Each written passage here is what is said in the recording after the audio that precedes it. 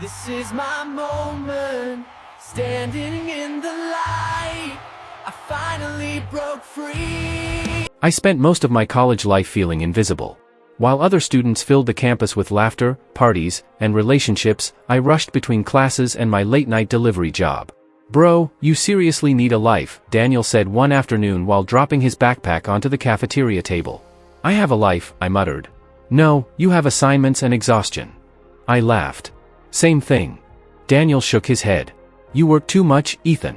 "I don't have a choice." Daniel came from a normal family. Mine barely survived month to month. Tuition, rent, food, gas, I carried all of it myself. Still, no matter how tired I felt, my mood always changed when Sophia Blake walked into a room. She was impossible to ignore. Her smile lit up entire hallways. Her rich friends followed her everywhere. Even professors treated her differently. Every guy wanted her attention. Including me. "You're staring again," Daniel whispered. "I'm not." "You literally stopped chewing." I looked away quickly while Daniel laughed. "What exactly do you see in her?" he asked. "I don't know." "Yes, you do." I stayed quiet because the truth sounded pathetic. Sophia made me forget how lonely I was. Just hearing her laugh made my days easier. One evening, I noticed her struggling with books outside the library. "Hey, Sophia," I said nervously. "Need help?" She looked surprised for a second. "Oh, thanks." I carried her books across campus while my heart nearly exploded. "You're in my economics class, right?" she asked. "Yeah, Ethan." Hearing my name from her mouth felt unreal. "That's me." "Well, thanks again." "No problem." That tiny conversation stayed in my head for weeks. After that, I started helping her whenever I could.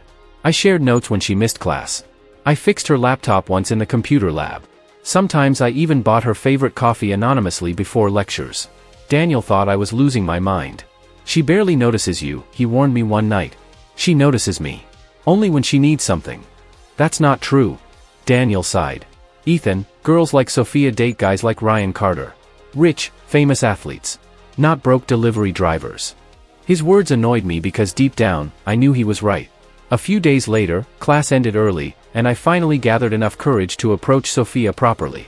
She stood near the door checking her phone while students crowded around her. "Hey," I said softly. She glanced up. "Oh, hi. I was wondering if maybe you wanted to grab coffee sometime." For one second, I thought she might actually say yes.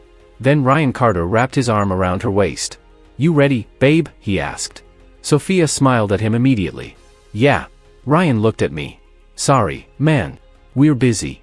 Sophia gave me a small, awkward smile before walking away with him. I stood there alone while students brushed past me. At that moment, something inside me broke quietly. I promised myself one thing while watching them disappear down the hallway. Someday, nobody would overlook me again. Daniel dragged me toward the party while loud music shook the building. "This is your chance," he said. "Stop hiding. I shouldn't be here. You've liked Sophia for 2 years, Ethan. Either tell her the truth tonight or move on forever." I looked down at my new black shirt. I had spent my delivery money buying decent clothes. "You think this looks okay?" I asked. Daniel laughed. "You've asked me that 6 times. I'm serious. You look good. Relax."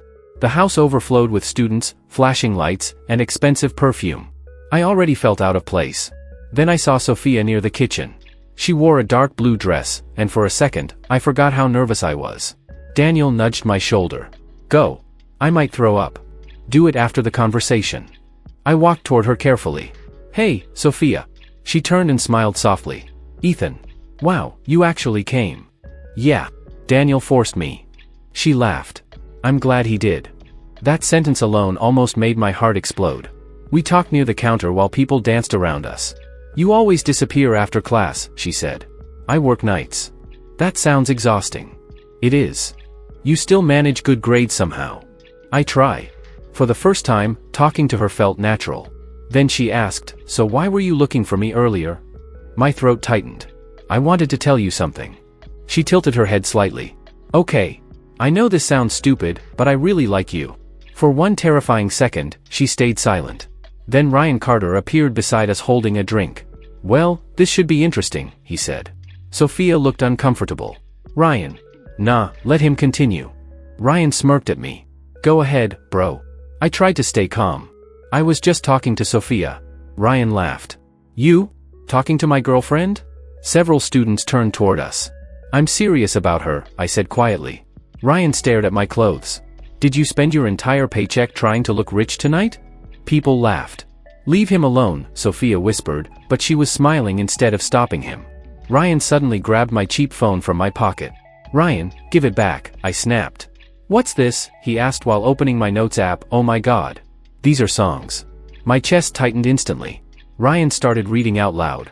Every time Sophia smiles, my broken world feels alive again. The room exploded with laughter. Dude, Ryan said between laughs, this is painfully embarrassing. Give me my phone. Sophia covered her mouth while laughing with everyone else. That hurt more than Ryan's insults. Ryan kept reading. I would rather stay invisible beside her than loved by someone else. Wow. This is tragic. I couldn't move. I couldn't even breathe. Then Sophia looked directly at me and said the words that destroyed me. Ethan, guys like you don't become anything. The laughter around me suddenly sounded distant. I grabbed my phone and walked out without saying another word.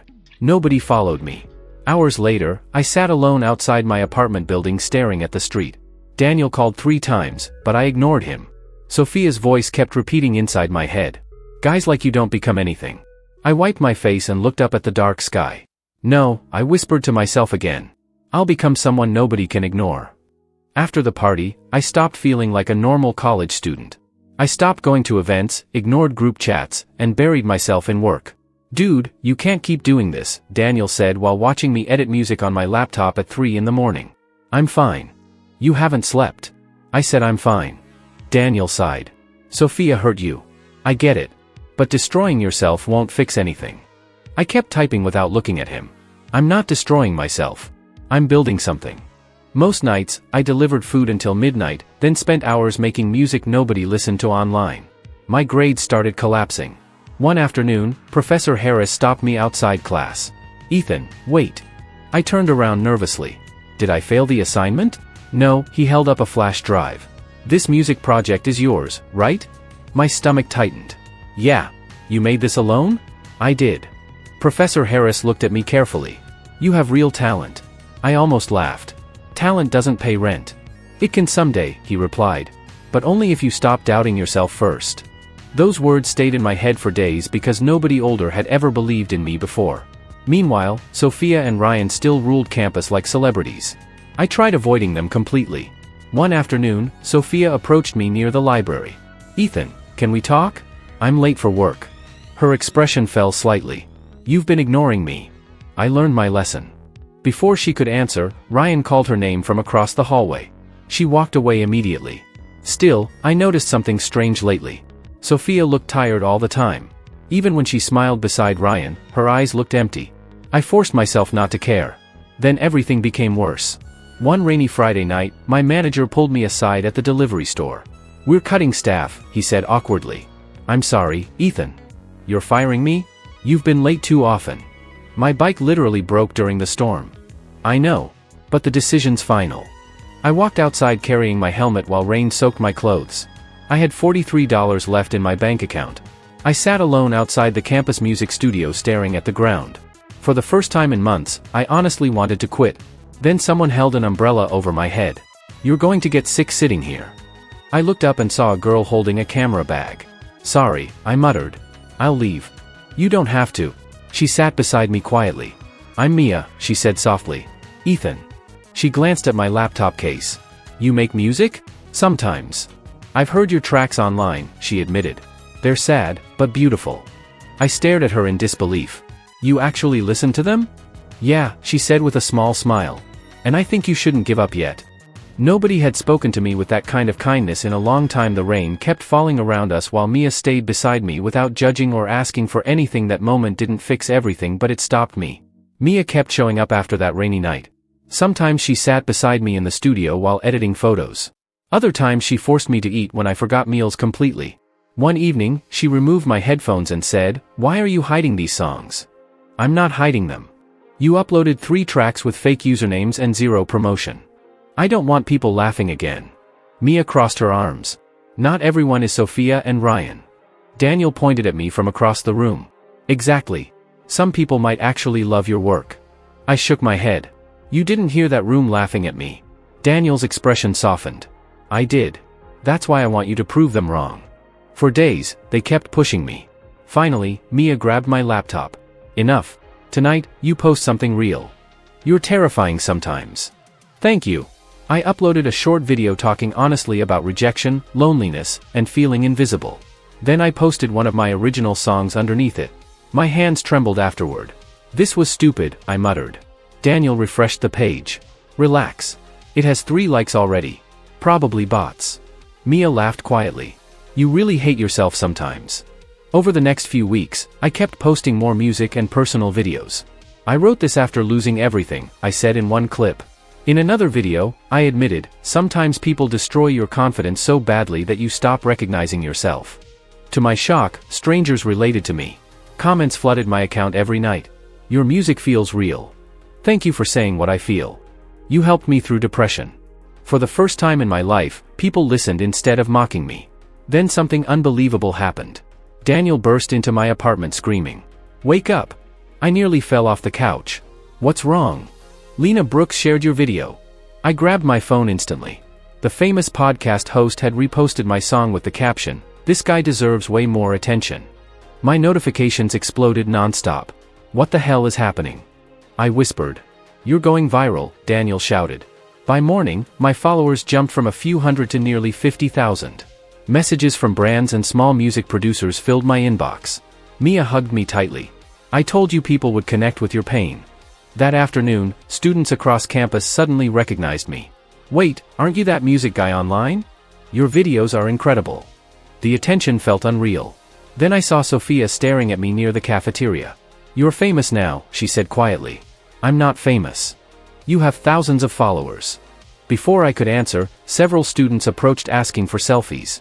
Sophia looked stunned while they surrounded me. Across the room, Ryan glared at me with pure hatred. Later that week, I heard him loudly mocking influencers during lunch. Imagine crying online for attention, he sneered while looking directly at me. I smiled calmly. Imagine being threatened by a guy with a laptop. His face darkened instantly. For the first time since college started, Ryan looked insecure around me. And honestly, I liked that feeling far more than I expected. That night, I stared at my growing follower count. Months earlier, nobody noticed me anywhere. Now strangers waited for my next song. I finally understood something. People only called me worthless because they assumed I would stay powerless forever beside them. My life changed so quickly that sometimes I barely recognized it anymore. Students who once ignored me suddenly smiled whenever I walked through campus. Yo, Ethan, your new song was insane. Can we take a picture together? Bro, you're blowing up online. I appreciated the support, but part of me still remembered how invisible I used to feel. Then Sophia started talking to me again. At first, it was small things. Hey, Ethan. Your latest video was really good. You always had talent. That last sentence almost made me laugh. One afternoon, she sat beside me outside the media building. I'm serious, she said softly. I always knew you were special. I looked at her quietly. No, you didn't. Her face fell slightly. Ethan. You laughed at me with everyone else. I know. You said guys like me don't become anything. She lowered her eyes. I regret that every day. Hearing guilt in her voice confused me more than anger ever could. The worst part? A small piece of me still cared about her. Mia noticed immediately. That evening, she helped me record a new song but barely spoke. You okay? I asked. I'm fine. You don't sound fine. Mia adjusted her camera lens. Sophia's talking to you again. So? So nothing. I sighed. Mia, you don't owe me explanations. But you're upset. She finally looked at me. I just don't want to watch you get hurt again. Her words stayed inside my head long after she left. Meanwhile, Ryan's perfect image started falling apart online. Rumors spread that he cheated during games and bullied younger players. One afternoon, I passed him arguing with Sophia near campus. You embarrassed me, she snapped. Ryan laughed bitterly. You care more about your reputation than me. At least I cared about you at all. He noticed me watching and instantly glared. This your new hero now? He asked Sophia. Leave him out of this, she replied coldly. That surprised even me. A week later, Sophia texted asking to meet privately. I almost ignored her, but curiosity won. We met near the empty football field after sunset. She looked nervous. Thanks for coming, she whispered. What did you want to say? Sophia took a deep breath. I'm sorry. I stayed silent. I was cruel to you, she continued. At that party? I cared too much about fitting in and impressing people. You humiliated me. I know. You destroyed my confidence for years. Tears filled her eyes. I never thought my words would hurt you that deeply. I laughed quietly. That's because people like you never notice invisible guys until they break. She wiped her face quickly. You're not invisible anymore. Those words hit harder than I expected. For years, I dreamed about Sophia finally seeing my worth. Now it was happening, but it didn't feel satisfying. It just hurt. I watched your interviews, she admitted. And every time you talked about loneliness, I knew part of it was because of me. I looked away toward the empty field. Part of me wanted revenge. Part of me wanted her to suffer exactly the way I suffered. But another part only wanted peace. Sophia stepped closer carefully. I really am proud of you, Ethan. For the first time since college started, she looked at me like I mattered. And somehow, that scared me more than being ignored ever did. Everything changed after Lena Brooks invited me onto her podcast. You've become the voice of lonely people online, she told me during the interview. I laughed nervously. That sounds depressing. It sounds honest, Lena replied. People trust honesty. The episode exploded across social media overnight. Millions of viewers watched clips of me talking about rejection, insecurity, and rebuilding confidence after humiliation. My follower count doubled again. Brands emailed me daily. Music producers suddenly called nonstop. Even students who once ignored me now acted like we had always been friends. Ethan, remember me from chemistry class? No. We should hang out sometime. The fake kindness exhausted me. Then the hate started. Daniel stormed into my apartment holding his phone. Don't open social media right now. Too late. Jason Miller, a famous influencer, posted a video mocking me. This sad boy story is obviously fake, he said online. People will do anything for attention. Thousands of comments flooded underneath. He's probably lying. Typical internet victim. Before I could recover from that, old classmates shared clips from the college party. I watched Ryan reading my private songs while people laughed around me. My chest tightened instantly. Mia grabbed my phone gently. Stop watching. I look pathetic. You looked hurt, she corrected softly. But millions of people are seeing it now. Mia sat beside me quietly. You survived that night once already. Don't let it destroy you again. I rubbed my face slowly. I thought success would erase those memories. It doesn't work like that. Meanwhile, the drama online became worse. Sophia unexpectedly defended me publicly.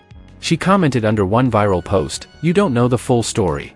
Ethan never lied about what happened." That created chaos immediately. Ryan responded online an hour later. You're defending him now? Seriously? Students across campus whispered constantly about their relationship problems. One afternoon, Sophia stopped me outside class. I'm sorry about those videos, she said quietly. You didn't have to defend me. Yes, I did. Ryan looked furious.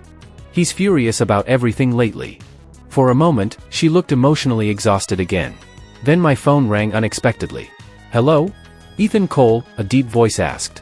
This is Oliver Grant from North Avenue Records. I almost laughed. Months earlier, Oliver rejected my demo without even listening properly. Now he sounded excited. We'd love to discuss signing you, he continued. After the call ended, Daniel stared at me in disbelief. The same guy who ignored your emails? Yeah. Daniel shook his head slowly. Fame really changes people. He was right. The world suddenly treated me differently because strangers finally decided I mattered. And honestly, that realization made me trust people even less than before. The interview host leaned toward me under the bright studio lights. So tell me honestly, she said. What created your music? I stayed quiet for a second. Then I finally answered. Humiliation. The room became silent. I spent years feeling invisible, I continued. And one night, people I trusted publicly laughed at me like I was worthless. The host looked shocked. That really happened? Yeah. You never talked about it this openly before. I was embarrassed, I admitted. But hiding pain doesn't erase it. Clips from the interview spread everywhere online within hours. People connected the story to the old college videos immediately. Nobody needed names. Ryan's face already appeared in every clip. The internet destroyed him fast. Sponsors dropped him publicly. Sports pages reposted videos calling him arrogant and cruel. One afternoon, Daniel burst into my apartment laughing. Bro, Ryan just lost another sponsorship deal. I looked down at my coffee quietly. You don't seem happy. I thought revenge would feel better. Daniel sat across from me. Maybe because you're not that kind of person. Meanwhile, Sophia completely disappeared from social media for several days. Then she suddenly called me late at night. "Can we talk?" she asked softly. "You okay?" "No. We met at a small cafe near campus." Sophia looked exhausted. "My mother won't stop talking about you," she admitted bitterly. I frowned. "What? She keeps saying reconnecting with you would be smart now." I stared at her in disbelief. "She actually said that?" Sophia laughed painfully. "Apparently fame makes people more attractive. That's messed up." "I know." For the first time, I realized how trapped Sophia felt around people obsessed with money and status. "I hate all of this," she whispered. "Ryan only cared about popularity. My mother only cares about success. Nobody around me feels real anymore." I didn't know how to respond. Then she looked directly at me. "I really hurt you, didn't I?" I answered honestly. "Yes." Tears filled her eyes instantly. After leaving the cafe, I found Mia waiting outside my apartment building. "You disappeared all night," she said quietly. "I was with Sophia." I figured. We stood there awkwardly for several seconds. Then Mia finally asked the question I had avoided for months. "Do you still love her?" I opened my mouth but couldn't answer immediately. Mia looked down. "You always look different after talking about her." "I don't know what I feel anymore." "That's not true." Her voice sounded hurt now. "You know exactly what you feel. You're just scared to admit it." I sighed heavily. "She broke me, Mia. I know. And part of me still wants her to regret everything." "That's revenge," Mia whispered. "Not love." Her words hit me harder than anything else that night. Because deep down, I knew she was right. I wasn't holding on to Sophia because I loved her. I was holding on to the pain she left behind. And no amount of fame, money, or public revenge could heal that wound if I kept feeding it myself. For the first time, I started understanding something important. Winning against people who hurt me would never fix the version of me that still felt broken inside. Sophia texted me 3 words late that night. "One last conversation." I almost ignored the message. But something inside me knew this needed to end properly. We met at the empty rooftop garden above the library where students usually studied during sunsets. Sophia stood near the railing quietly. "Thanks for coming," she whispered. "You said this was important." "It is." For several seconds, neither of us spoke. Then she finally looked at me with tears already forming in her eyes. "I treated you horribly." I stayed silent. "I cared too much about popularity," she continued shakily. "About fitting in. About dating the right people. I became someone I don't even recognize anymore. You humiliated me in front of everyone." "I know." "You laughed at me." "I know," she repeated softly. The pain in her voice sounded real this time. "I used to replay that night constantly," I admitted. "I kept wondering what was wrong with me." Sophia covered her face briefly. "There was never anything wrong with you." I laughed quietly. "Funny hearing that now." "I'm serious." She stepped closer carefully. "You became everything I wish I could have been," she whispered. "Strong, honest, brave enough to be yourself." Part of me wanted revenge so badly in that moment. I wanted her to feel worthless. I wanted her to experience the same humiliation she gave me. But as I looked at her crying in front of me, something changed inside my chest. I suddenly realized I wasn't the broken guy from that party anymore. I survived. I changed. I built a life without her. And honestly, that was already my victory. Sophia wiped her eyes slowly. "I know I don't deserve another chance." "You don't." She nodded painfully. "I figured. But I don't hate you anymore either." She looked surprised. "I spent years wanting revenge," I admitted. "But carrying that anger exhausted me." "I'm sorry, Ethan." "I believe you." The rooftop became quiet except for distant traffic below us. Then I said the words I never thought I would. "I forgive you." Sophia started crying harder instantly. "But things can't go back to how they were," I continued gently. "I'll never love you the same way again." She nodded while wiping tears from her face. "I understand." And somehow, she really did. For the first time since college began, there were no lies between us. No pretending. No chasing. Just truth. Sophia looked at me one final time before leaving. "I really am proud of you," she whispered. After she disappeared down the stairs, I stayed alone on the rooftop staring at the city lights. But something felt different now. Lighter. For years, I lived inside old memories and humiliation. That night, for the first time, I finally let them go. After my final conversation with Sophia, something inside me finally became quiet. For the first time in years, I stopped checking old memories like emotional scars that refused to heal. And somehow, that made me notice Mia even more. "You look different lately," she said while adjusting her camera during one of my rehearsals. "Different good or different bad?" "Less tragic." I laughed. That's probably healthy. It definitely is. We started spending more time together after that. Mia traveled with me during small music tours and video projects. She filmed behind-the-scenes footage while I performed in crowded clubs and college events. One night after a concert, she handed me a bottle of water backstage. "You were amazing tonight. You say that after every performance." "Because it's true after every performance."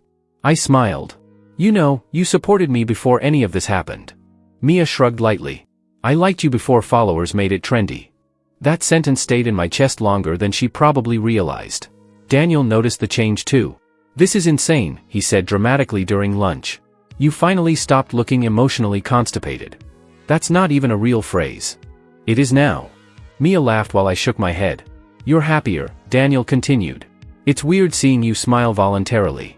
Maybe I was miserable before." "You absolutely were." For once, hearing that didn't bother me. Meanwhile, Ryan completely lost control of his reputation online. He posted angry videos blaming everyone around him for his downfall, including Sophia. "She ruined my life," he shouted during one live stream clip. After that, Sophia disappeared completely. No social media. No campus appearances. Nothing. A few weeks later, I heard she quietly transferred colleges.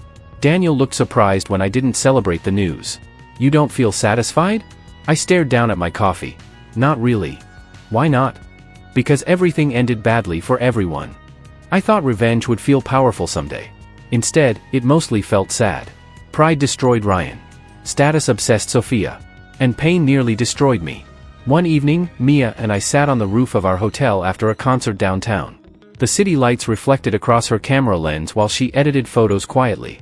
"You know what your biggest problem used to be?" she asked suddenly. "I'm scared to hear this." "You measured your worth through other people." I stayed quiet. "You wanted Sophia to love you because you thought it would prove you mattered," Mia continued softly. "Then you wanted fame because you thought success would erase the hurt." "Maybe you're right." "I am right." I laughed quietly. "You're terrifyingly wise sometimes." Mia smiled. "You don't need revenge anymore, Ethan. And you don't need strangers online telling you you're valuable every day either." I looked at her carefully. "Then what do I need?" "Real people," she answered immediately.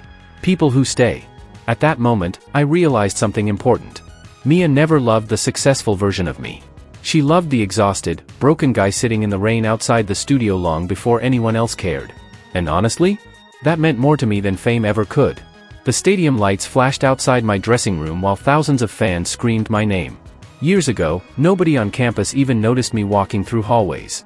Now entire arenas waited for me to step onto a stage. Daniel adjusted his headset and laughed. "You nervous?" "A little." "You've performed for crowds bigger than this." "I know. It still feels unreal sometimes." Daniel smiled. "Good. Stay humble." A crew member knocked on the door. "5 minutes, Ethan." As soon as she left, Mia walked inside carrying her camera. "You ready?" she asked softly. "I think so." She fixed the collar of my jacket carefully. "Your younger self would lose his mind seeing this." I laughed quietly. My younger self thought life was over because one girl laughed at him. Mia looked at me seriously. That guy survived more than he realized. Before I could answer, another staff member entered holding an envelope. "This was dropped off backstage earlier," he said. I frowned after he left. "No return address?" Mia asked. I slowly opened the envelope. Inside was a handwritten letter. And immediately, I recognized Sophia's handwriting. "Ethan, I know I probably have no place in your life anymore, but I still wanted to say congratulations. You became everything people said you never would. Watching your journey forced me to face the worst parts of myself. Losing you taught me how dangerous pride, insecurity, and shallow people can become if we let them control us. You once looked at me like I mattered more than anyone else in the world, and I threw that away because I cared too much about popularity. That mistake changed my life forever. I'm genuinely happy for you. Not because you became famous. Because you became strong. Sophia." I stared at the letter quietly after finishing it. Mia studied my face carefully. "You okay?" "Yeah." "You're not angry?" I folded the letter slowly. "No. And honestly, I meant it. Years earlier, those words would have destroyed me emotionally. Now they simply felt like closure." Daniel leaned against the doorway. 2 minutes, superstar." I slipped the letter into my jacket pocket.